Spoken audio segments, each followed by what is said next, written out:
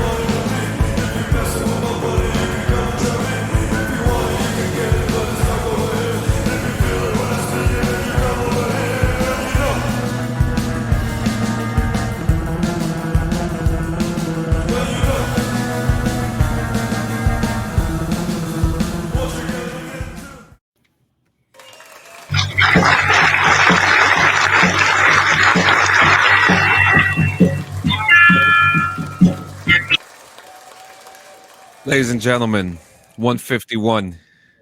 Just I like my fucking rum, dude. Holy shit. Is it really 151 episodes? Yeah, it's 151. We didn't even talk about like our when we were doing our 150, we didn't really get into it. We didn't really, I don't think that was I don't want to say it was rushed because it wasn't. We knew we had other obligations coming that following Sunday. So we ended up doing a very impromptu, slightly live episode on a Tuesday night, but that was only 2 days after we did that. After we went live, that was almost 2 weeks ago. Yeah. So we haven't been back live officially in about 2 weeks. Like, how you guys doing? Pretty good, man. I'm feeling all right. It's Sunday. It's not raining anymore, so that's. It kind of pissed on us this morning. Like I heard it this morning when I first woke up, but it didn't do much. It's already like drying up out there. It's kind of it's getting real dry out here, bro. It's getting real dry out here. Jay needs some moisture in his life, huh? Yeah, Friday. I mean, we went to the grocery store. I was trying to figure out shit to cook this week. I wanted to do something on the grill. It said it was supposed to fucking rain all weekend. I typically reserve weekends for if I'm going to bust out the grill, so I didn't buy shit to grill. And then it didn't rain at all yesterday, and it's not raining today. I'm like, motherfucker. And now you're pissed off you don't have your materials to freaking do your thing with. Hey, Squilini, just real quick. Your volume thing is all the way up. Can you go on your mute section and do the? I can't hear you. Oh, you can't hear me. You just went a little low, John. You went super low. Yes. Yeah. Okay. You sound super fucking loud. Hold on. You're at 200%. Holy shit. We got a 200%er in the house, guys. What the fuck turning the shit up? How's that? A little better, I guess. Do I sound better? You're still low. You're still low. All right, I'll fix it in pre-production. Fuck it, we're live already. But yeah, we did it. We didn't get into it too much. We made 150. It's a big feat for a lot of podcasts, especially for a bunch of guys who don't know what the fuck they're doing. So, hey man, I'll tell you what, dude. It is kind of a milestone, and honestly, like I think the one thing we did was just consistency. Yeah. We knew no matter what, every Sunday, or if for some reason we couldn't do it on a Sunday, we pre-record. But we knew it was coming every 168 hours, just like we preach usually at some point during the final thought. It's consistent. Yeah. It's just you have a hit time at least once a week, every week, functionally doing basically the same shit. But every week you will be there. Like that's and none of us freaking stopped. Like we just keep going. This is true. And that was kind of like, that was part of the idea, the genesis was it would keep going no matter what. Yeah, and it works, and it works every time. It works every Hey, time. DD214 Gaming / DD214 Network podcast, dude. Like 150 episodes. We're on 151 today. Fucking how about that? Like One of a kind, one of a kind. So what's really I mean, I think we should kind of just start it off with some reviews. Who wants I'm to down. kick it? I got one. I got one. Do you guys got one? I do kind of actually, yes, and I can actually, yes, I do actually. Who, Why don't you wants start, to go John? first? Why don't you start? I want to hear your review. Yeah, so we subscribed back to Netflix. You know, we did it. We did, you know, and Netflix has a bunch of really good reality game show competitions. Got to see one called The Mole, which was really cool because the Mole, compared to other reality shows, the drama wasn't like there. You know what I mean? Like, it was a game show. They were there to play the game. They didn't show you like the personal conversations and stuff like that, which I'm a guy that likes my tea. So I was a little disappointed in that. But it doesn't take away the fact that the game was still good, right? So once we finished that, we were looking for something else. We were like, well, what are we going to find? What are we going to find? We found the show called Snowflake Mountain. It's called what? Say it again. Snowflake Mountain. Okay, what's this one about? So, two veterans, Matt and Joel. One was a Navy operator, the other one was EOD. They did this show, and they told a bunch of kids from the ages of like 19 to 26, I think was the oldest one. And they told them they were going to be on the reality show. They were going to be in a villa. They were going to have beautiful views. They were going to have a good time. But when they got there was no villa. There was nothing but mud and tents. And to give a little context, these kids, and I call them kids because they acted like kids, they were horrible. Okay, like one of them left the first 5 minutes they got there, and So basically they got tricked. I was just gonna ask if any of them fucking walked off. Like I probably would have been one of the ones that walked. I would have been like, oh fuck you guys. This is not what I signed up for. Piss off. Piss off. You know? So now that I'm looking at it, John, I actually watched this when it first aired on Netflix. Yeah. What did you think, John? What ended up happening? What did it end up like? Was there an overarching story? Is that like? So they were there for I think like 3 weeks or something like that, from what I was reading. And these were just kids. One was lazy, attitude problems. One was constantly partying, and the two veterans kept on telling them, "You guys are not living up to your full potential, and that's why you're here, and we're here to bring it out of you." So they make them do a couple of things, and there was actually one guy named Solomon who was stealing food, and yeah, they punished him. And that's a cardinal sin, by the way. Yeah, that is a cardinal sin. Do not ever fuck with other people's food. Like that is such a card. Oh, it became. And so what's really cool is that these two veterans, they took the time to pretty much turn an FTX into a TV show and bring humans out of these youngsters. And my God, it was they destroyed their things in the first episode. They blew it up with a light amount of TNT. Probably C4. They threw someone's case into the lake. They were put through it. And the only thing I kept on thinking was like, wow, this is like kind of boot camp / FTX kind of mixed into the same. They kind of mixed it in together. Mm-hmm. Very super special. And there was one, I'm not going to spoil it because you got to watch it, but there was one episode where they really pissed off. They pissed off the veterans, and you got to see the famous front leaning rest position. Front leaning rest position. Move. It was that was the moment that everyone was just like, oh shit. And even one of them was like, I don't like that militaristic shit. Da da da da da. And I'm just like, you that's why you're there. Tough shit. Fucked up, Aaron. Yeah, so Snowflake Mountain, man, it's a win. It's a win. That it was unfortunately got canceled. I hate these words coming out of my mouth. I think you just enticed me to watch this fucking show. Like Yeah. I like for all the trashy reality shows you love, like I know that's like your kryptonite. It's like trashy reality shows. Yep.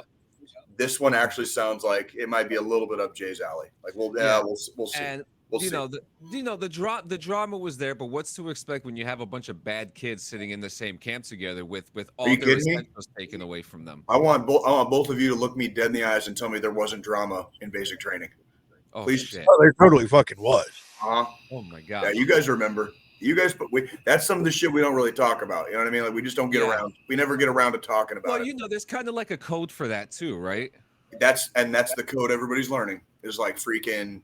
That's exactly why you're there in basic training. Yeah. So you can learn Now, the operational way of doing things. On another perspective, haven't we all talked about that this is something that should be a program for younger people like this? And I don't even necessarily think it has to be for like troubled youth. Even it could be just a general overarching like program, maybe like a nationwide program. Like, hey, if you want to take off like 3 weeks in the summer and go to this regional area, and if you want to see what life is like, you know what I mean? Like, and that's the perspective. That's kind of like the thought that I had too, because like there were moments that I kind of like started questioning like my habits and how I talk to certain people and things like that. And even sitting there, I'm like, because I find myself lazy in nature half the time too. You know what I mean? And I know that there are some things that I can do to improve myself in a physical, to be a little more physical instead of sitting on my ass all day. And I feel like programs like this could help a guy like me kind of, push your ass up a little bit. Just kind of like sit with your back straight. Sit with your back straight. You know what I mean? Like fucking. Well, I was just gonna say too, because it reminded me of like another purpose of basic training amongst many is you can't be a member of a team by yourself. And it's at the end of the day, it turns into a team effort. You know what I mean?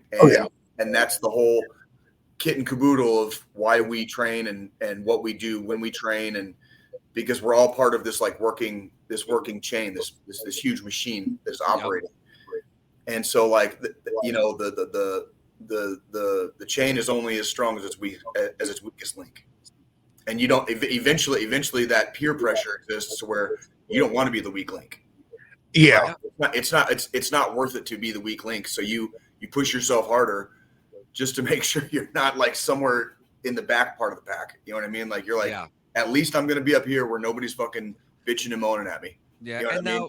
And now to end my review for Snowflake Mountain, there was one guy named Carl, and he's probably everyone is relatable, right? But Carl emotionally was just like there's some things that this guy does that you kind of like relate to, and there was a heartbreaking ending to his story in one of the last episodes, but just to see people's growth in a short amount of time was actually kind of was fascinating to see. I want to see more of this. I think more veterans should make programs like this, and like you said, not just for the youth, but for people who just want to. One of the greatest things I ever got to see in the Army was by virtue of me being stationed at Fort Leonard Wood when I was a mechanic. I was constantly surrounded by trainees. I was constantly surrounded by drill sergeants. I was constantly surrounded by families coming to watch their loved ones graduate when they completed their rite of passage. Yeah. Okay. I got to see that for fucking, I mean, not the year I was in Afghanistan, obviously, but the entire time I was on station at Fort Leonard Wood, all I saw was a constant rotation of proud families, proud kids, male and female alike, training together, like growing together. And you could hear it when we sang cadence, man, like freaking echoing off the freaking hills of the Ozarks, dude. When people are proud, like when they're part of a team and they know that team is part of an unbreaking chain that goes back to like the founding of our country. Like you talk about some fucking pride shit, bro. Like I'll sing that cadence fucking loud and proud. You know what I'm saying? Like, and I'm not going to be at the back of the pack either. All right. I'll be waving. I'll be the one holding the flag this time.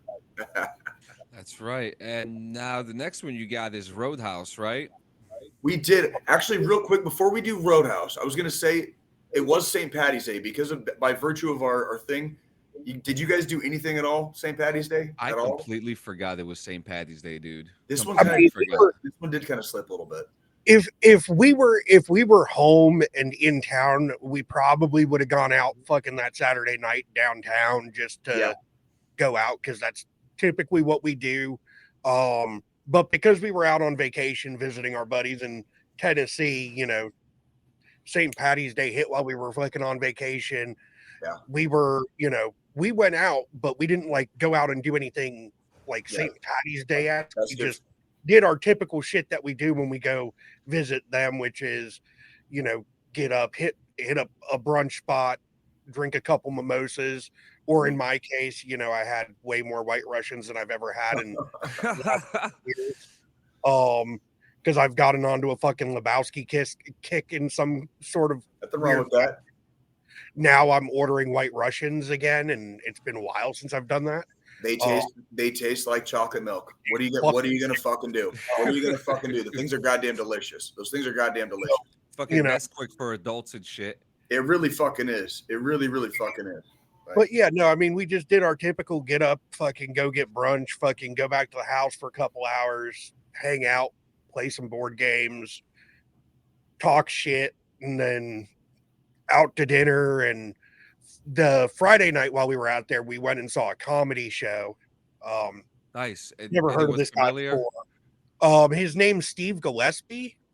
He's been on Conan and a couple other things and shit like that. I've never heard of him before. Never fucking saw any of his material until we saw him live. Did you enjoy it? I mean, every time, typically when we go out there, if it's somebody we haven't seen before, we end up going to a comedy show. Okay. And I've not been to one I haven't enjoyed. I'm kind of annoyed because the right before I met the missus, the time she went out there right before I met her, Carlos Mencia was fucking at this comedy place, and they went and saw him. But what's his comedy like? I mean, he's kind of little all over the place. It's really hard to say. Yeah, exactly what it's like. It's kind of like, yeah, he's just all over the fucking place. You'd have to. I know he's got a ton of fucking YouTube videos out there. I was looking them up. I just checked about. Yeah, he. I mean, he didn't leave enough of an impression for me to remember his name. Like literally, I looked up the fucking venue to find out his name right before I started talking about him. Yeah. So and then you're like, oh yeah, Steve Gillespie. Okay. Mm-hmm. That's good. You know, we're all suckers for a good comedy show. How was the venue? Small, big, theater, club? I mean, it's a small place. Before COVID, before COVID, this place did kind of like first come, first serve with seating, and now they've reorganized the way they do their seating, where for like it's like an extra $10 a ticket, and you get like right up at the stage versus having to sit further back. You get what they call VIP seating now and shit like that. It's a small little venue. It's kind of, you know, your little small town fucking comedy venue. So nothing big. They do have some big names come through every once in a while, but it's very rare. Yeah. We've gone so many times to this place that it's nothing, you know, for me, we're just going to go see a comedy show. And usually what happens is we hit up dinner in the area. We go to dinner in that area where the venue's at. So we can just, you know, we Uber downtown, walk from the restaurant over to, there's a little distillery in that same little strip area where the venue's at. We'll go to the distillery, have a couple drinks there, and then from there go to the show. So nice, very nice. It does sound like a good time. And I gotta say, a couple of my more favorite shows at one of the venues that I work at here in Kansas City have been the comedy shows when they're fun. You know what I mean? Like when they're good, they're fun shows. I always feel like the smaller venues are more fun to go to for comedy than like going and seeing a big name comedian in a fucking stadium. Right. So. I mean, there's very few who can really sell out a stadium, like Bill Burr, Cat Williams, shit, probably Joe Rogan could sell out a stadium. Probably, I wouldn't be surprised if he could. Even though he'll probably end up talking Yeah. about aliens and hair loss and shit. But you know, Hey man, why not, dude? What would you guys like? This would be like me. Like if we got invited to Joe Rogan, would you guys say yes or no? oh yeah, By you, Joe. I mean, I'd say yes, just for the fucking sake of being able to say that I was on the fucking Joe Rogan show podcast. I just want to go on his show so I can ask him if he thinks a plane hit the Pentagon. Bro, dude, that's why Jay would have to turn it down. That's exactly why Jay would have to turn the offer down. To be like, me and Joe, I don't think me and Joe Rogan would make it. Probably, let me say this unequivocally: could me and him drink a couple beers together and just shoot the shit at a bar? Oh yeah. Like 3 hours talking back and forth, and like, I don't think we'd make it. I don't think me and him would make it. You know what's funny though? How like you could say that to him, right? And he'll laugh it off, and he'll be like, "Okay, no problem, I got you," and then he'll still bring it up. That's what I'm saying. Well, and that's the whole thing. Is like he does exactly what I know how to do, and I know when it's happening. So it's like he knows how to push people's buttons, and I know how to push people's buttons back too. You know what I mean? So it's kind of like once that banter and exchange begin, you're only as many words away from fighting as you want to be, because the exchange already began verbally, and I'm an escalator. What do you want me to say? I'm an escalator. I will escalate shit. You know what I mean? Like, you're never gonna be able to say that I started it, okay? But I absolutely have no problem like fucking like throwing it like through the roof. You know what I mean? Like launching through the ceiling. Like I have no problem with that. You know what I mean? So, but yeah, like that. Come on, me and Joe Rogan in the same room, dude. Like, if we're not drinking beers, dude, like I don't think it would last very long. Like. What about Shannon Echo. Sharp? Yeah, I heard that too. It's gone. I don't know what What happened. about who? What about who? Would you? All right, let's go down the list. Would you be on Shannon Sharp's podcast? The football player? Yeah. What does he talk about? Anything? I don't know. Maybe He just talks. I don't listen to a lot of podcasts. Like I don't have a lot of hobbies right now, John. Like I'm like Joe Rogan. I'm just familiar with, and he's not a bad guy. He's just he's just weird. I think he got weird. He didn't really used to be weird. He kind of just got weird, and it just like which also weirds me out, which would lead me also. And he would embrace that. I know, and that he's a comedian at heart. He's a comedian at heart, and seriously, like bless his heart, dude, for everything. Like he's done a lot. Okay, like you know, in the South, bless your heart is like an offense, right? It's like a backhanded compliment. Yeah. Yeah. Bless Old his heart. Southern ladies when they go, "Oh, bless your heart," it's 100% cussing you out in Southern. It's a thing out here in Missouri too. Although there's two ways it can be interpreted, and it depends on who's coming from and like what the inflection is. But one is the one you're talking about, and the other one is like literally like bless your heart, like holy crap. Mm-hmm. You know what I mean? Like that sounds rough. You know what I mean? So in a way, they're both kind of like skewed a little like toward the negative spectrum of the emotions, but it's like sometimes it's just like, oh fuck, man, like bless your heart, dude. Like that sounds fucking brutal. That sounds fucking brutal. You know what I mean? Like whatever it was. You know what I mean? So yeah, like anywho. So yeah. Roadhouse. Did you guys fucking watch this movie?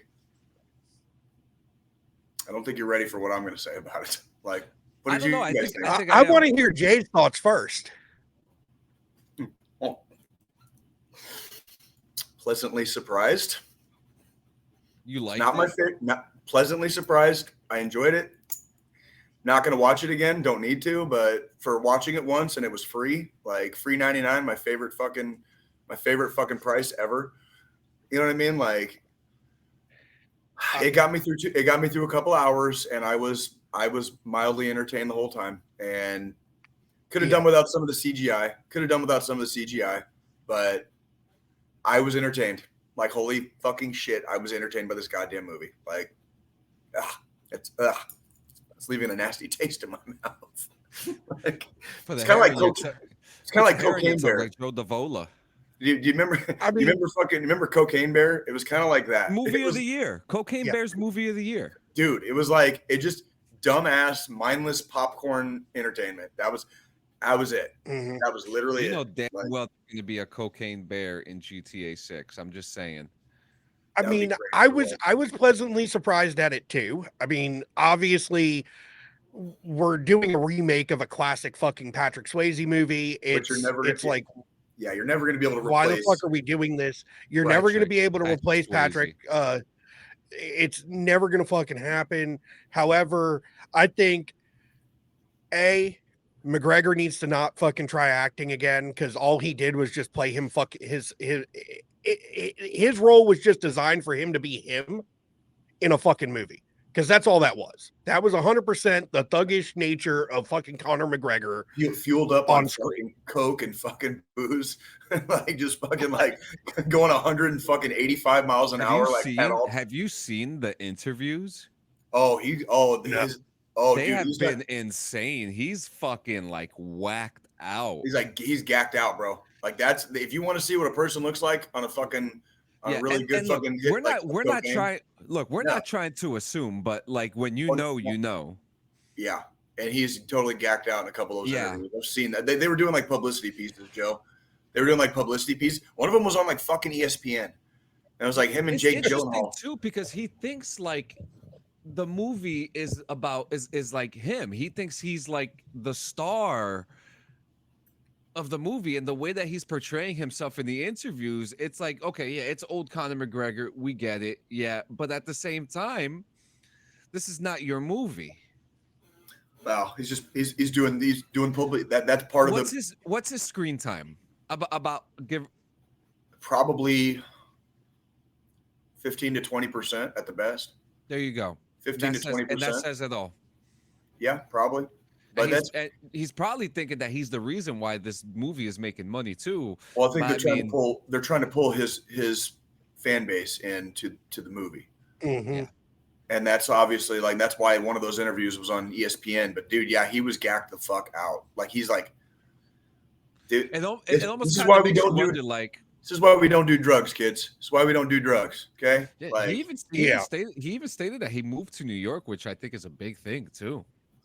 it's and I wish all the best for him. I miss the Conor McGregor that like knocked out fucking Chad Mendez and Jose Aldo like back to back. You know what I mean? Like I miss that guy. Conor, where did you go, Conor? Yeah, you know the guy that put a fucking 4-round beat down on fucking Eddie Alvarez. You know what I mean? Like just who tried his best against Khabib. Like that was a little bit later, Conor. Like that's Eddie Alvarez was kind of like the pinnacle because that's prejudice, Conor. That's right. Yeah. Yeah, he got gacked out, bro. Yeah. What did you guys think of the movie? What did you guys think of the movie though? Like so. I mean, after seeing like some of like how the choreography was made and stuff like that, I mean, it was like when you look at some of the behind the scenes stuff, everything was close to touch.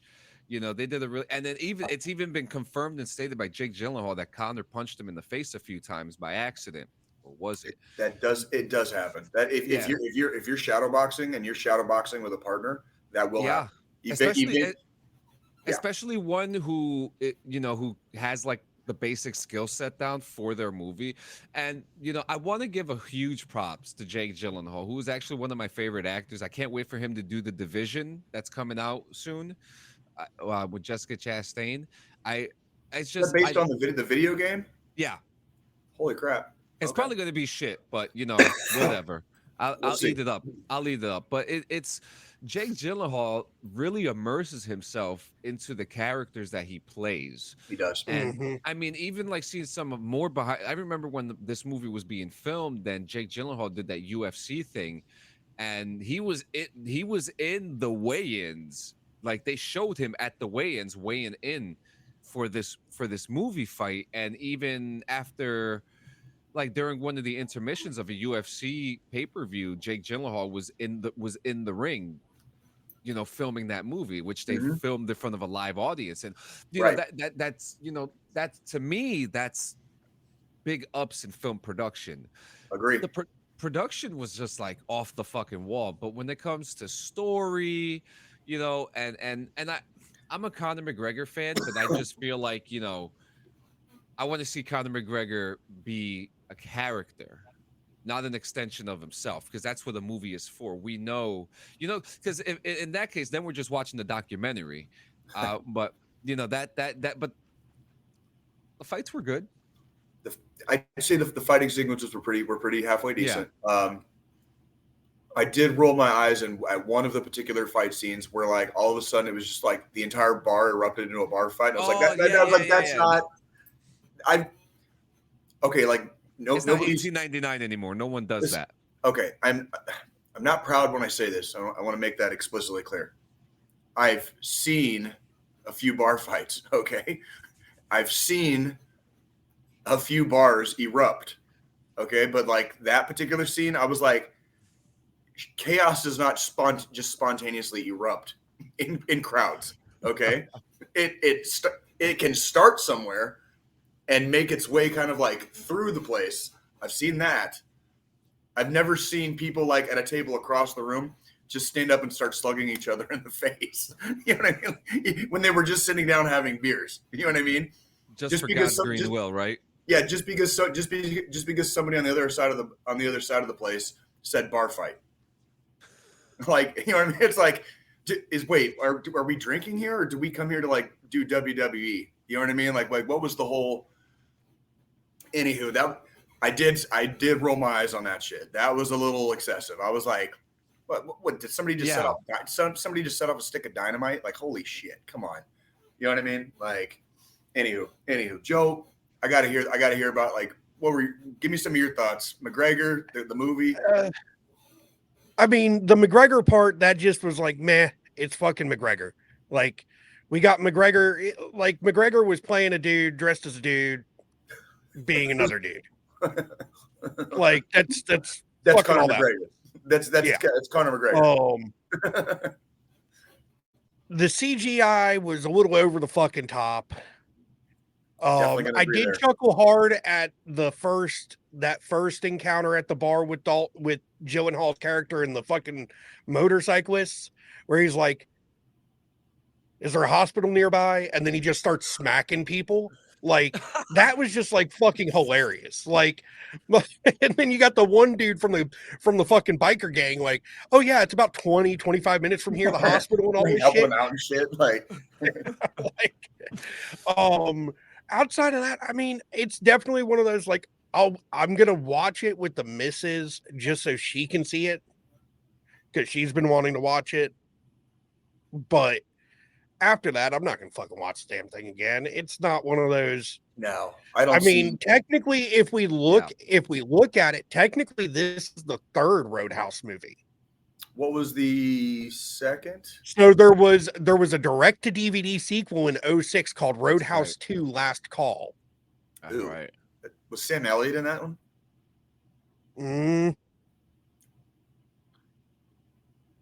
If Sam Elliott and or Patrick Swayze were not in that movie, it does not count. That's like all the American Psycho sequels that came out like after American Psycho. Remember that shit? It was like, those totally don't count. Those aren't. It's Will Patton, Jake Busey, and Jonathan Skeech. Oh no! That doesn't count. But you are right. That would make this the third Roadhouse movie. So you're not wrong. You're just an asshole for fucking that piece of shit exists. Well, I mean, I didn't even know that fucking piece of shit existed until I was looking at the fucking stats for fucking this one. I mean, for this one, Jake Gyllenhaal apparently contracted a staph infection from cutting his hand on breakaway glass. Yeah, and staph is no joke. Or like, dude, fucking. I'll talk about it here in a little bit. But one of the jobs I did over the last couple of weeks was the NCAA men's wrestling tournament, right? And it was here in Kansas City, and when you wrestle, you have to clean the mats. You have to keep the mats clean. So you can get like ringworm, fucking MRSA, staph. You know what I mean? Like, and that shit will fucking end your world. Potentially literally end your world. So like it's very serious, and like, yeah, staph is no joke, dude. Staph is no fucking joke, dude. A lot of antibiotics. So this movie, the development for this movie started in 2013. 2013 was when this movie became started being developed. Interesting. Wow. I did not know that. The restaurant in the movie, right by the bookstore, Yes. was called the Double Deuce Cafe or Double Deuce Restaurant, in a callback to the Double Deuce from Swayze's Roadhouse. I like that. I like it. Thank you for that Easter egg. I like that. But I mean, it was Jake Gyllenhaal did a good job. I mean, like John said, I like Gyllenhaal's work. I haven't seen anything I haven't liked with Gyllenhaal in it. He plays the troubled loner very, very well. He plays the troubled loner very well. Do you guys want to hear 1-star reviews of this movie real quick? Sure. Absolutely. Absolutely. The first one, typical shallow, incongruent nonsense that underlines just how bad movies are today compared to their pre-Gen Z counterparts. From the opening scene left, rolling with your eyes. Dalton is supposed to be a famous ex-fighter, down and out and hustling for money. And he gets a blade stuck in him. This apparently happens all the time. The next one says, I'm going to start with the title. It was wrong for this movie. It should have been called Car Crash. Typical modern day anti-white film. Oh my God. What? What? Yeah, and they go on to say Cuban 25-year-old woman is a doctor. Daddy the sheriff, 25-year-old African-American woman owns $100 million property. Another black father and daughter owns a bookstore. And the only roles white people play is supposed to be ex-UFC fighter with PTSD who's actually a Terminator in disguise. Somebody sounds a little triggered on that one. Somebody sounds a little triggered on that one, dude. Like, holy shit. I just thought it was demographics, like when you're that far south in Florida, like it's a movie, you suspend belief a little bit, and it's like, I wasn't getting offended watching the movie about it. I didn't even think about that. You guys are gonna like this one. I gave it a shot only because it was free on Amazon Prime, and if I had paid a penny to watch, I'd sue to get my money back. And I'm not a fan of any movie made in the past 10 years, but I think this one could possibly be the worst. And while Jake Gyllenhaal is a pretty good actor, he could not carry this movie. Whoever cast Conor McGregor should be fired.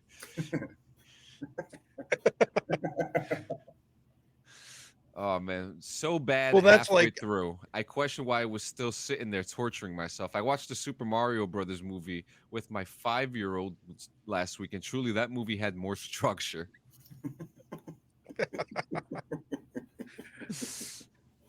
People get fucking asser, dude. I love it, dude. Like, and the last one, oh dear. Oh dear. It's like that's it. That's it. Oh dear. Oh dear. Oh bless their hearts. if there was one line in the entire movie that really fucking got you, what would it have been? One the line? Oh, said there was a line that kind of damn it. Oh, I'll have to fucking IMDb that shit. So mine was when fucking Knox, so McGregor's character says, look at this, we've got our own octagon. And then fucking Gyllenhaal just responds back with, who taught you shapes? Yeah. Is it, have you ever had to deal with a meathead? Have you guys ever had to deal with a fucking just an asshole meathead? And it's like, oh yeah. It's like, dude, I already know how this is gonna go. I already know where this is gonna fucking end. And that kids is why Jay is not afraid to throw the first punch. That's right. It's like when you can just see it coming a mile away, and it's like I'm not even wasting my breath. There's not even going to be time because this is going to be going down either way, and you just get tired. You get tired, your bones hurt. I'm getting a little old and cranky, guys. I don't know about you, but I'm getting a little old and cranky now. I'm getting my best years in the ring are kind of behind me, so to speak. I'm not really looking for that. But God, if you can't see it coming a mile of fucking way, oh my God, that's right. Fuck those guys. Fuck them all. That's right. So now we went from one Roadhouse. Do you want to do your Roadhouse now? Because I'm super curious to hear about what you did this week. Oh yeah, I've got a couple. Yeah, your boy's been a couple places. So yeah, we got. Oh God. Let's do it. All right. All right, let's do it. Wind her up, John. You got the button, Squilini? I got the button. All right. He's got the button. Buttons, buttons, buttons. All right. Boom.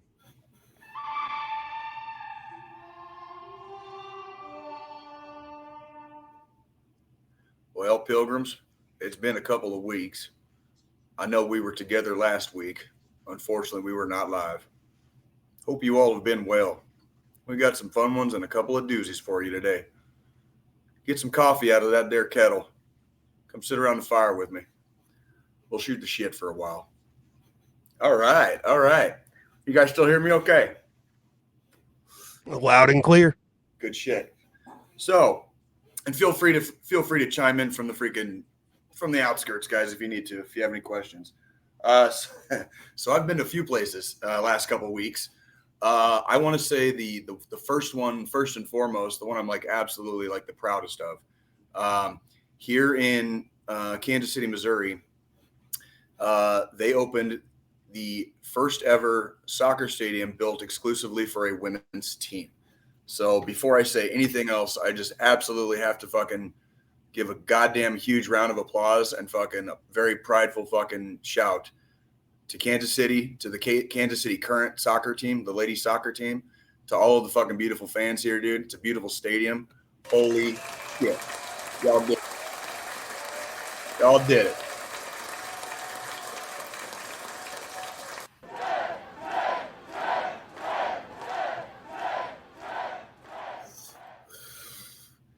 So do you guys want to guess where they fucking put me when I was doing security there?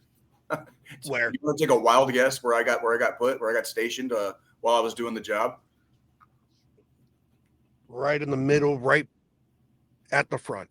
Yeah, basically, like right next to one of the goals. Like our goal, our cheering section was directly behind me, and I was kind of just in a blocking position, facing the field, and I basically got to watch the game from the sidelines, like directly adjacent to one of the goals. And did I send you guys that clip on YouTube? Because I'm pretty sure we'd be allowed to play it on here. Like, Yeah, I'll send it to you here real quick while I'm talking. So I'm in fucking like highlighter yellow, okay, watching this damn game, and unbeknownst to me, apparently, freaking, I was on ESPN like a shitload of times. You know what I'm saying? Like, oh, let me see here. There we go. Bada bing, bada boom.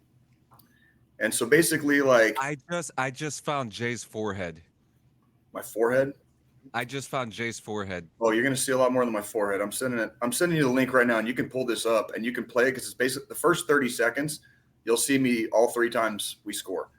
And I also have to say, like, congratulations to our ladies team because they scored not only the first goal in their own stadium, but they also won their first game in their stadium. So, like, definitely congratulations. And then, John, if you want to pull that up, you can literally just like, because all they're doing is showing highlights. So there's just showing the scores. Every time they score going in that direction, either team, you're going to see me right next to the fucking goal. Like, this is basically probably what, like, the national audience saw, or the possibly international audience. Like, some of our friends in Europe, I know, were watching the game. I got it right here. Fucking A. But yeah, your boy freaking ended up in a prime location apparently. So yeah. Yeah, here you go. So yeah, just go ahead and press play and keep the volume muted. That's slow. There we go. All right. So I'm to the left of the goal, and you'll see me raise my arm. Yep, that's me. Yeah, that's my fucking sorry folded ass right there. See, I got to do some cool shit these last couple of weeks. Oh, there you go, Jay. Yeah, dude. Yeah, that was for realsies. Yeah, that was fun. That was fun. It was a great time. I actually signed up to work this coming Saturday. I'll be there again. So I don't know if I'll be on the field again, but we'll see where they put me. Oh boy. Ooh, we can do. Couple of more basic ones. I did the men's Big 12 basketball tournament for a day. That was kind of fun doing basketball. Jay, I'm sorry to interrupt you. Go ahead. This is you right here, right? I can't see what you're looking at, brother. Yeah, behind the goal right there, sitting. Yeah, The, I could. Yep, that's his forehead. The moment I saw the forehead and the sunglasses, I was like, "That's Jay." yeah, that's That was me. That's your boy. I was there, front and center, baby. Very Front and center. recognizable forehead. We'll see where they put me this coming Saturday. I'll behave. I promise. Right? That's what I do. Really good at it. I did the Big 12 basketball tournament that for a day. That was okay. Had a lot of fun this last Thursday. I just did the wrestling tournament, like I mentioned earlier. That was a lot of fun. Enjoyed that. I wrestled in high school, and I want to say wrestling probably is the sport that directly impacted and changed my life the most. So seeing that level of competition and kind of getting to watch wrestling for the greater portion of the day, absolute thumbs up. All right, you guys ready for my favorite part? Which you know what that means. It's totally not my favorite part, but guess what else I fucking did? Jay went to the Midland Theater for a fucking rave. Oh shit! They put me on the barricade, brother. Directly center. It wasn't the worst, okay, but do you guys ever know like how like electronic music can get old after like, I don't know, like 5 seconds? This was like 4 hours of just non-stop. I can handle that though. Yeah, yes, I can, but it's not fun. God, it's not. Oh my God. I said I could. Oh, you could. Okay. Yeah, I can too, but like, and then the crowd, dude, like it was all, they're all kids to me now because I'm getting fucking old, but like early 20s is probably the average, right? And holy shit, dude, like I was like desperately searching the crowd for like a MILF somewhere.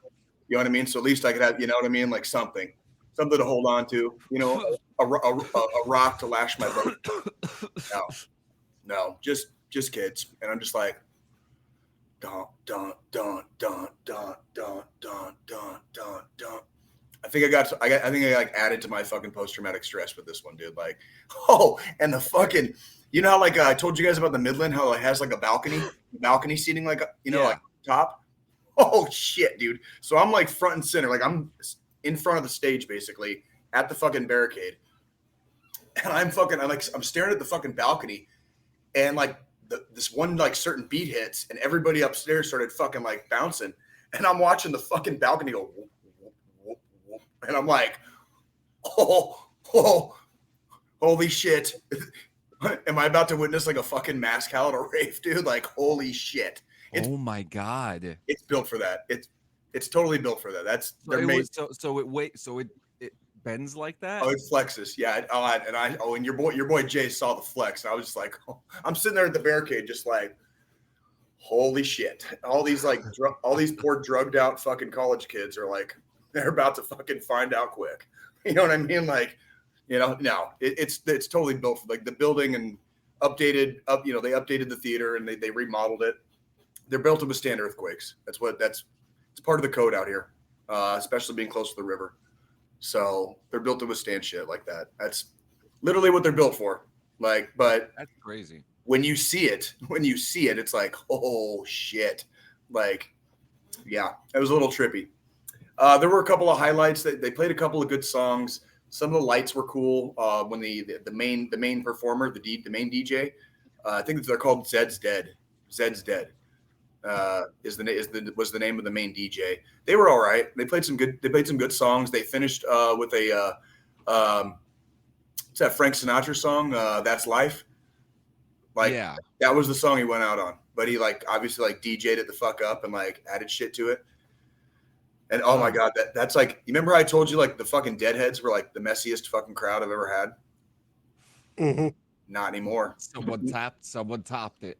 Oh, the crowd for Zed's Dead. Like that place was trashed after like, I've never been so like the Midland Theater is like probably my favorite venue to work. Like currently, it's probably my favorite venue to work. And that was that one, I was that was the first night I was glad to leave. I was like, I'm glad I'm out of here. So Zed's Dead got their name From from a Pulp line. Fiction? Yep, from a line spoken by Bruce Willis Mhm. in Pulp Fiction. The quote is Zed is dead, baby. Zed's dead. Yeah. Whose motorcycle is this? It's not a motorcycle, baby. It's a chopper. Whose chopper is this? Zed. Who's Zed? Zed's dead, baby. Zed's dead. Yeah. But yeah, and yeah, so that's about I think that's about it for the fucking Roadhouse. Don't do drugs, kids, because you look really weird dancing while you're under the influence of them. Um, other than that, I hope everybody had a good time at Zed's Dead. Yeah, I'm getting old. Probably not doing a fucking electronic one again. That got old quick. That one got old quick. So yeah, man. that was Jay's Roadhouse. So thank you. I appreciate it, guys. So it's good to be back, baby. It's good to be back. So to end, so we got a half hour left. So I wanted to ask you guys a question. I think this may fill up unless you guys got some news.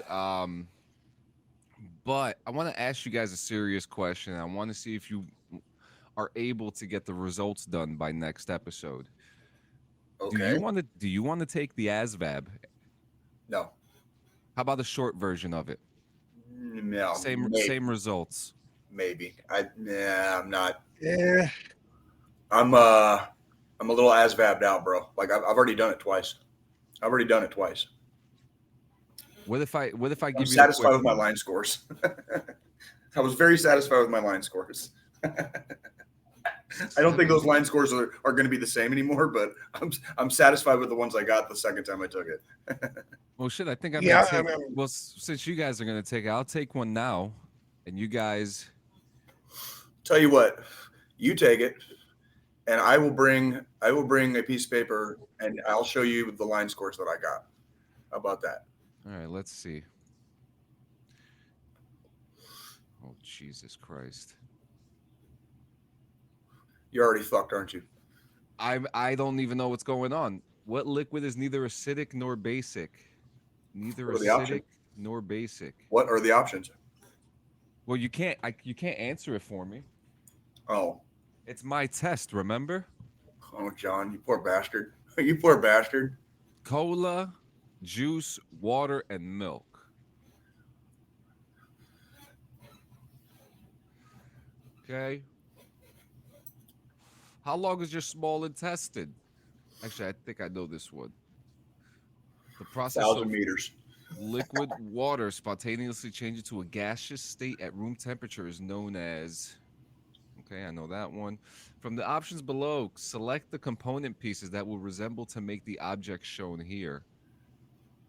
Oh, shit. Oh, shit, guys.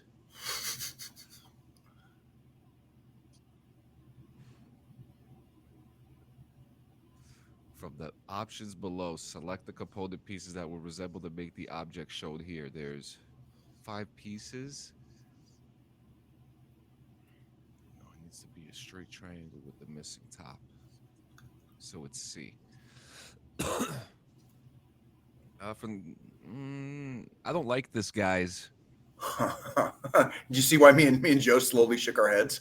And we're like, not doing this again. No, sir. This is so weird. I took one in high school and one when I was fucking 28 goddamn years old, dude. Oh, Jesus. Like never again, dude. Never again.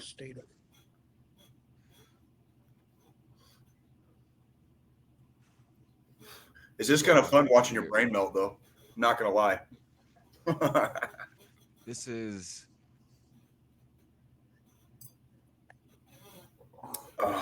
This is fucked. Are you getting stressed? Are you getting stressed, John? I'm starting to get stressed because it's all fucking geometry now. Well, not geometry, but it's all fucking shapes now. That's spatial. Yeah, it's spatial. Select the component pieces that will resemble to make the object shown here. It's 2 triangles. This is the only one that got 2 triangles, so we're going with that one. Process of elimination. A model boat travels at 20 centimeters per second. How many meters will it travel? Oh, Jesus Christ.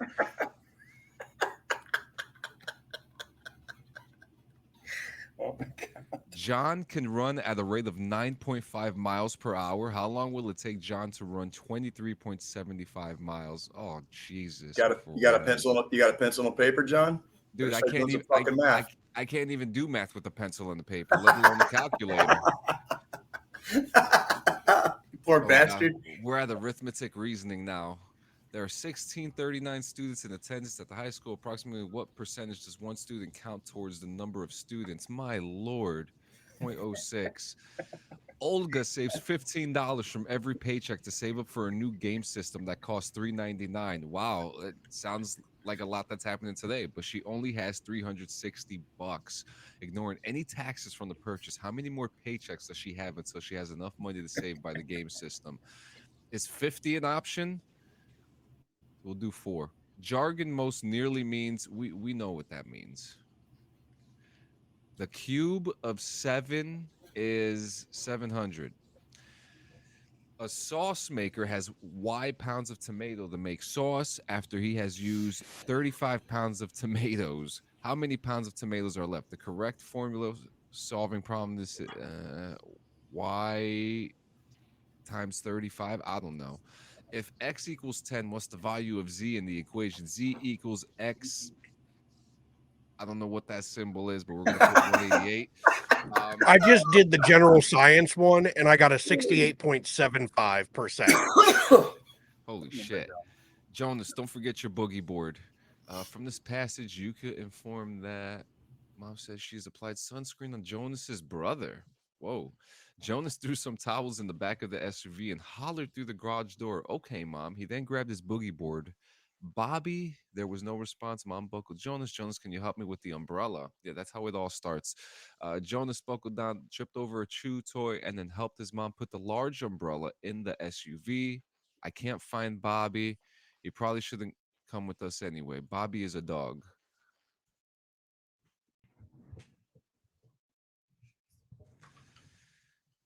Oh, baseball. The Detroit Tigers lost a record number of baseball games in 2003 when they lost 119 games. The most American general manager began running the Tigers in 12 after a rough start those 2 seasons. Based on which of the following statements is not true?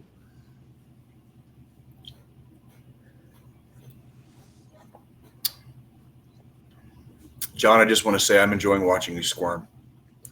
I haven't taken the ASVAB since I failed it, so. What does the resistor code yellow indicate? Oh, Jesus, dude. A rope is tied to a tree 4.5 feet from the ground, then run through a pulley hooked to a vehicle 33 feet from it. Stands on the tree, pulls tank. How far would the vehicle move? Wait, 4.5 feet from the ground, 33 feet from the tree. It's an angle. It is an angle. It's an acute angle. Yeah. That I do know. There you go. There you go. A race car with 1,400 kilograms mass is racing with a momentum of 77,000 south. What is the velocity? See, that I don't know. I don't even know how to change how to change oil. So mechanical compression. Here we go. In this pulley system, what is the minimum force required to move the weight upward? 1,000 pounds is going down, so you need at least 1,000 pounds going up. No, you don't. No, you don't. Yes, you do. A car is traveling. What's the velocity? 130. I thought this was the short version of the test. It is. Oh, it is. Promise. How much work is performed lifting in order to lift a 50-kilogram block? See, like this is shit. This is the reason why I went to the Army, because I don't know this shit. Which of the following is true about diesel engines? Oh my God. They have less torque than gasoline. Oh. Actually, yeah, they can be difficult to start in cold weather. What kind of head does a torque screwdriver have? It's Phillips. A soldering gun is used with what kind of materials? Oh, my score. I answered 17 out of 30 questions correctly, guys. Okay. So it looks like I'm going back to the Army. You could be in the infantry, John. Holy shit! I got a 0 in paragraph comprehension and electronics information. It happens, dude. It happens. Yeah. So, yep, that was the ASVAB. So Right. I'm gonna, you know what? I'm gonna start giving this to people. I'm gonna start giving this to my friends. Why you got your head cut off there? You're doing the. I'm Johnny Carson in it at the moment. Oh, okay, okay. I was curious. Just curious. Yeah. So, yeah. I mean, what else we got? Has anything happened in the news lately? Aside from a certain former president that's about to get his property seized. Oh shit. That part. Yeah, that part. That part we never talk about, but it's getting funnier by the day. X-Men 97 came out. Um, GTA 6 reportedly releasing in 2026 now. 2026, huh? Yeah. Well, we knew that was going to happen. We knew it was going to get delayed. Well, we'll see. We'll see. Did we not?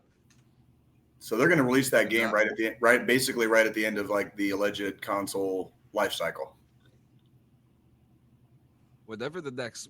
Well, what you think the next console is going to come out then? Not really, and I don't know that.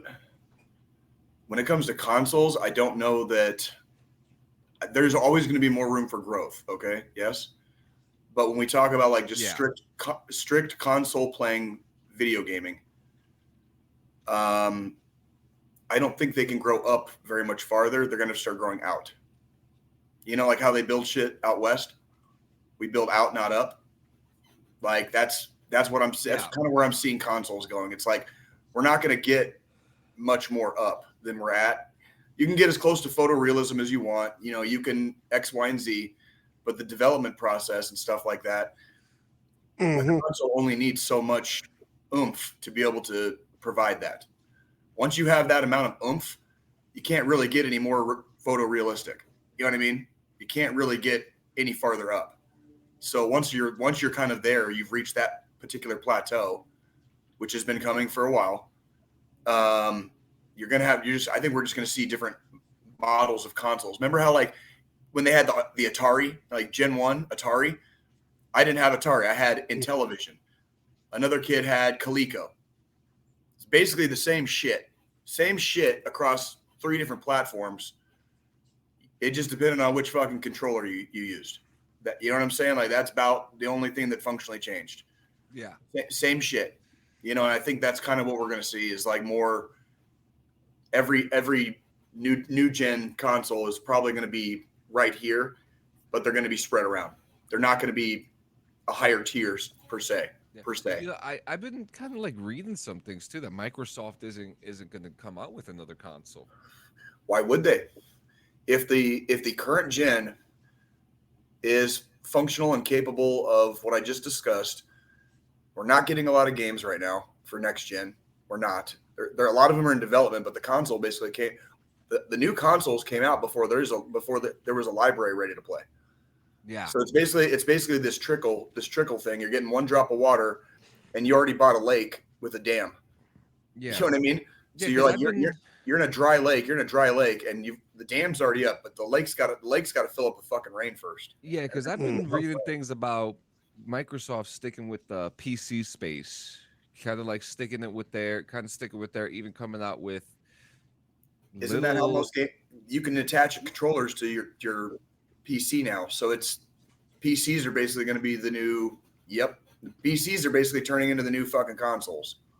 So there's that element too, and that's kind of exactly what I was getting at. Like it's kind of puts it in perspective too, because you could go on YouTube and see anyone make a mini Xbox console through like a mini PC, but specifically for an Xbox, and I see that's what I see Xbox doing. I see Microsoft going that direction. Why spend all that money on research and development when you already have it? It's just in a PC. Yeah, you already have it. It's already there, and like I said, the console growth is kind of reaching I don't want to say we are at the apex, but it is quickly approaching the apex where it's like I said, once you get to photorealism, once you hit photorealism, like that's about as like what else are you going to do? And then it just makes it that much easier to, if you want like a cartoon style game, a noir style game, you know, a shoot 'em up, it makes everything is easier than that. Once you hit photorealism. So once you're there, what do you need a console for? You know what I mean? Mhm. Like I'm just approaching this. Right. I'm just approaching this as a casual gamer. You're not going to convince me to buy a console that I don't need, especially if there's no games playable on it really yet. For me individually as the consumer, like that's why I'm still stuck halfway up fucking Red Dead 2's ass right now. Yeah. You know what I mean? Like that's exactly why. Like that's how casual I am about it. Like I will wait until somebody says like this is must have, this is must play, completely worth every dime you spend on the console and the game by itself. Then as a consumer, then we'll talk. We'll talk then. You know, right now, freaking, I'm smelling horse shit and fucking assholes from Valentine right now still. Okay. Like that's where I'm at in gaming. And that's, you got, you know what I really struggle with is like, and maybe it's the slightly empathetic version of me. I worry about guys like you. You guys game so much more consistently, and at times even like way more hardcore than I do, possibly ever have. Okay, I've had my moments. I've had my seasons. I worry about like the gaming community as a whole, like just the people that like gaming is a part of their life. That is their fucking hobby. That is their downtime. This is how they blow off steam. And if there's no more innovation, I think we are going to start seeing some of the masses start trickling back, and it might even become a flood eventually. Back to the shit that's already been out for a while. I mean, Yeah. really, like because fuck them. That's why. You know what I mean? And that's unfortunate because the gaming community is traditionally tight knit, and then that's how this podcast fucking started.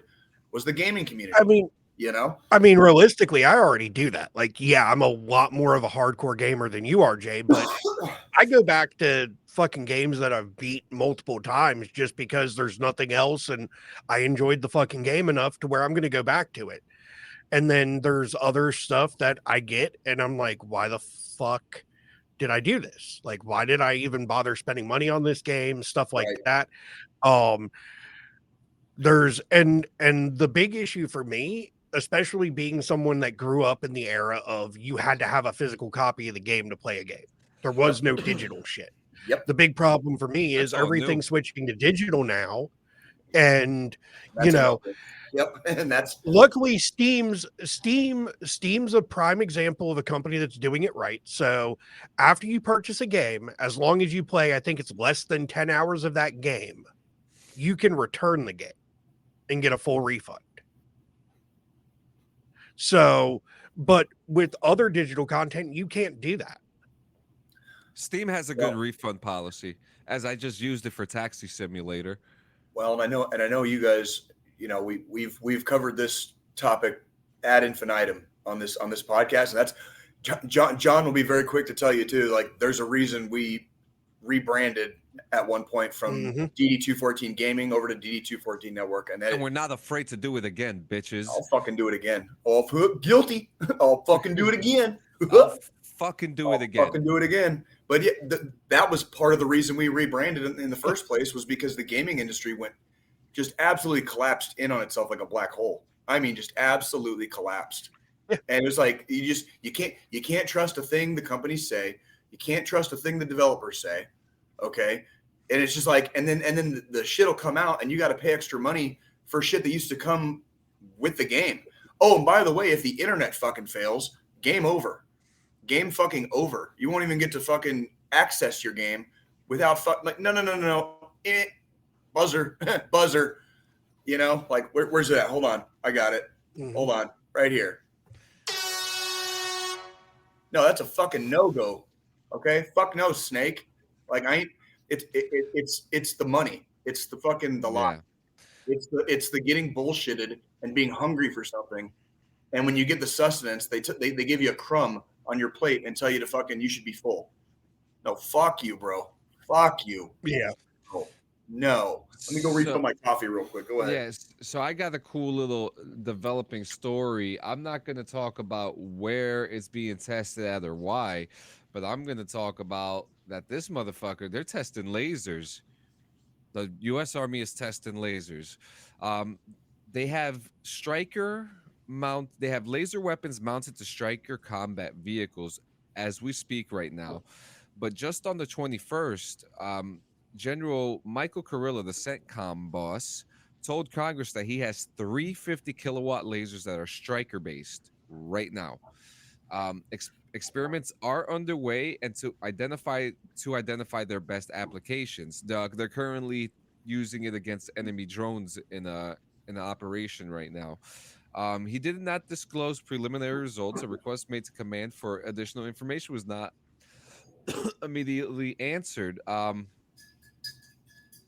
But they're using these because they believe, well, they have confirmed that these weapons are capable of downing incoming threats in unorthodox way at a fraction of the cost of traditional munitions. Lasers can fire at the speed of light and burn holes through material, but are susceptible to weather conditions and particles in the air, such as sand.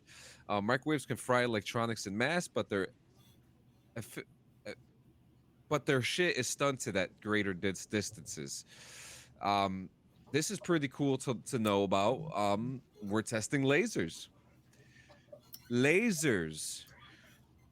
See, I was hoping for a more exciting story, like, sharks with laser beams attached to the top of their head or some shit like that, Or dolphins like the communists were trying to do. Yeah, dolphins, sharks, fucking sea turtles. I don't care. Just something, preferably sea turtles or dolphins, because they don't seem as menacing as sharks. They've already used dolphins to plant bombs on boats. Yeah. We've already done that, actually. Yeah, so strikers with lasers on them, huh? Yeah. This is one of the first times we've ever been on this show. There's stuff I can't talk about. I know. There's stuff I can't talk about. Yeah. It's a little disappointing. It's a little disappointing. It's like you need to be on another specific other podcast in order to do that. Like I don't Jocko know. Willink. Like, would you do it? Like, would you do it for Jocko Willink? No, because the stuff that I can't talk about right now is stuff that I'm not willing to disclose because some people are still actively involved, like in the military. Mm-hmm. Some people that I probably am not even aware of could potentially be put at risk or threat. Like if And what do we call that, Jay? OPSEC. I saw some stuff when I was in the infantry. I saw some stuff. Okay. Some of this stuff is definitely out there. And when you see them openly discussing like, striker mounted laser, yeah, that shit exists. Okay. I mean, cool. We kind of already knew it was in development, blah, blah, blah, blah. And that's where I have to stop talking right there. Yeah. I can only discuss like what they, and it's not because I was some secret squirrel or blah, blah, blah. It's not that. It's because of where I was and what we were doing at the time. And based on those a specific set of circumstances, there is still OPSEC. It has not been long enough since those events occurred. Yeah. It has not been long enough. So we still don't talk about it. So there is like what do they call that? What's the word? Like a statute of limitations. Kind of, yes. There is. And then there's also stuff that I might be able to discuss, but I don't know if I'm allowed to yet. And it's like I don't even know if I'm allowed to talk about some of that stuff yet. Well, so it's kind of like it can go like that's a hammer that swings both ways. And that's another reason why sometimes we just don't talk about it. You know what I mean? Because there is stuff that occurs, and it's operational security. It's literally. I've only been out for 2 years, and a lot of these events occurred less than 10 years ago. Yeah, far less than 10 years ago. I want to continue with that real quick because I don't think people realize the hair trigger that OPSEC actually is.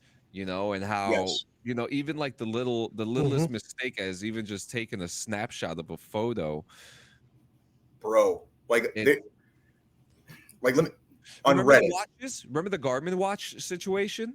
Yes, we and I covered that. We did, and that's so okay. For example, on Reddit, I go to certain subreddits to update the daily situation in Ukraine that's happening right now and stuff like that. There was a couple of ships got bombed in Crimea a couple days ago. From a video, they geolocated where the video was shot from. Within fucking the post was like almost brand new. It was like within an hour. It had just been posted, and there was already freaking GPS coordinates. And the first thing they do is they post it in one of two places. What of both those places? Like Twitter and fucking Instagram, fucking Reddit. like it basically like, and that's why OPSEC is extremely important. It is crucial. Even when you think nobody's listening, I guarantee you there's still a fly on the wall. Okay, especially with the internet, everybody has a way in, and there's 14 different ways out. Okay, like this is why you have to be careful, kids. This is why you got to keep your kids safe. This is why you keep your brothers and sisters in uniform safe, and we don't fucking break OPSEC. Okay, like I know it's 2024, and we're not trying to be all crotchety old timers, like old star major and old first sergeant. That's irrelevant. OPSEC was a thing then, and be glad we didn't come up like during the Cold War, like the 80s. You want to talk about OPSEC? You get your ass beat. You get your ass beat, literally physically beat in the 80s for violating some bullshit like on our side of the fucking Iron Curtain back in those days. Like the Army, the Marines, like it was not a place to play. And nowadays, OPSEC is a big deal, and I'm fucking 2 years out of the Army. I'm doing fine. Everything's great. Everything's grand and wonderful. I still don't talk about some things though, because just by virtue, especially not on a podcast, it's going out to the fucking internet. You know what I mean? Like, you know what I mean? Even if I wanted to tell a couple of fun stories, just the minute off chance that somebody heard something, and that might be all it takes. You know what I mean? And that's like, I love talking about new technology. I love talking about new weapon systems and defensive operations and stuff like that. I love talking shop. But I'm not going to tell you. I'm not going to tell you everything that I saw. I'm not going to tell you everything I saw. We have to find toys that Jay hasn't played with. Hasn't or have? Hasn't. Yeah, good luck. Good luck. I was like, although I was light infantry, so I was never in a striker outfit, and I was never in a freaking Bradley outfit. Yeah. So I did never have to do mechanized or wheeled infantry. Yeah. Okay. Thankfully, I say thankfully. By the way, light infantry is not light. I suffered physically because of that. You know what I mean? Like, but I was so glad because I reclassed from being a mechanic. I just didn't want to work on the fucking vehicles anymore. Like I reclassed to do the infantry thing. You know what I mean? So it's like, I don't want to be fixing fucking busted ass, broken down fucking strikers and fucking Bradleys. You know what I'm saying? Like I was having that background as a mechanic. Like that's the whole reason I reclassed to the infantry, because I didn't want to turn wrenches anymore. You know what I mean? So thankfully, I was in the light infantry. Yeah.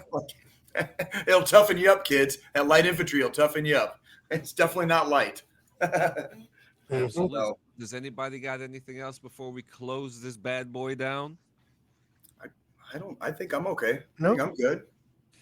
All right, cool. Join us next week again. But I just want to say I do have a suggestion for next week's episode. I want to kind of do something. I want to talk about joining the military, not our experiences, but how to join the military. I'm okay with that. I got a nice little 7-step process that we could talk about, and I'm down. Yeah, that'll be a nice little thing. We could talk about it. We could give you some resources for you guys to go to, and then we'll always have a hilarious conversation about it, and get angry about some shit. Like our balls are getting yanked. Because that's pretty much what happens. I mean, you get your balls yanked. I mean, if you're not getting your balls yanked, I mean, if you're not experiencing any type of trauma, I can't trust you. I do, like, if you don't get your dick put in the dirt or your tits put to the ground, dude, like it just ain't happening. It ain't happening. Okay. freaking Yeah. I'm just telling you, like you will suffer. You will suffer, but it's a good suffering.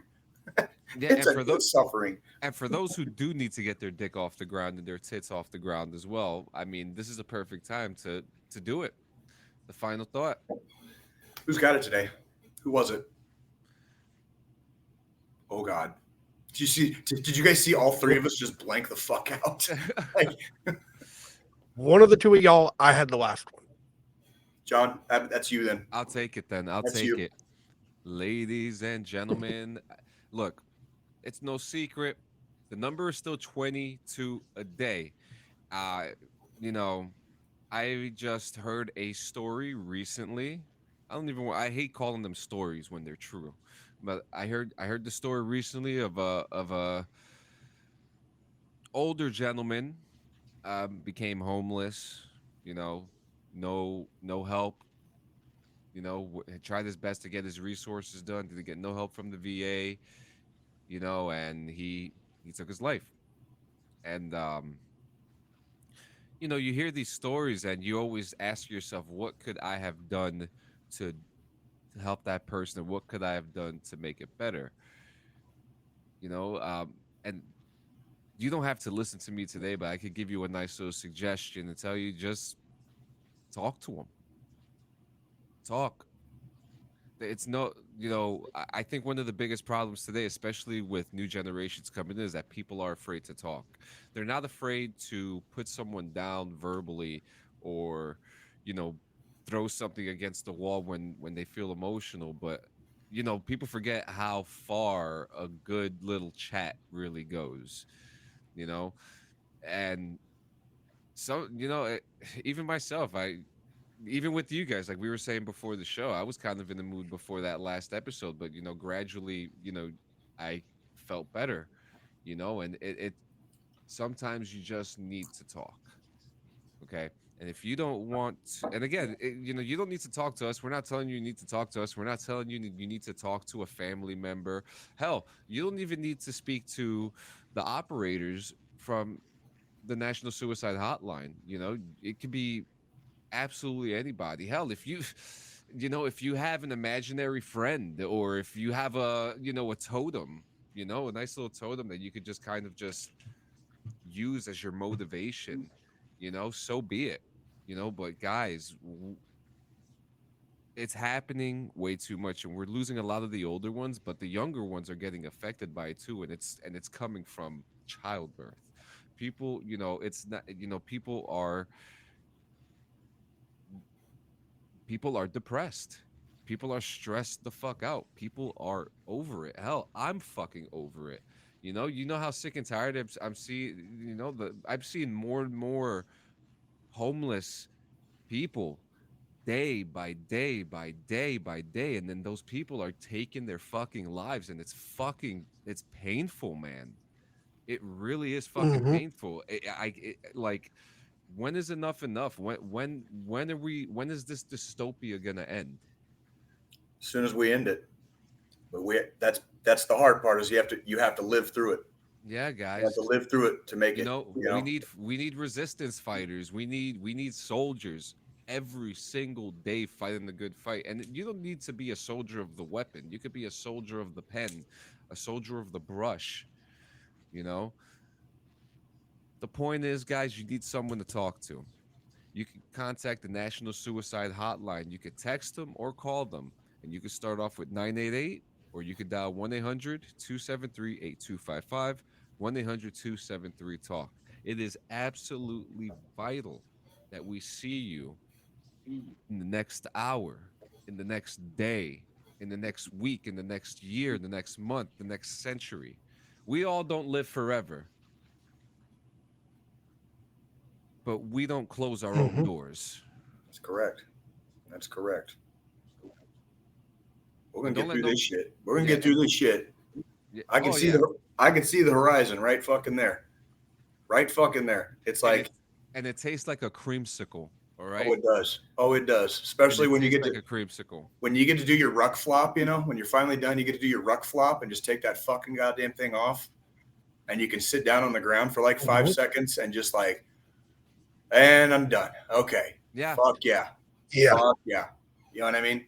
We fucking punched through that shit. Punched through fucking all that bullshit. Because the finish line is fucking in sight. It's in sight, especially when you're fighting a good fight. You guys can do this shit. I know I can do it. You guys can do it. Fucking, I'm a goddamn knuckle breathing fucking like window licking like Gump. Like, if I can do it, you guys can do it. You know what I'm saying? We all Like, can do it. Guys, we'll A. see you in 168. We love you. Stay happy, drink water, stay healthy, eat lettuce, shit it all out. Until next time. See you guys later. Have a good week.